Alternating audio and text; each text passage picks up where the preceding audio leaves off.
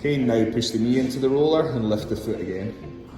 10, 9, 8, 7, 6, 5, 4, 3, 2, 1. Foot goes down, and then windmill back round to the start with a hand. The big thing with that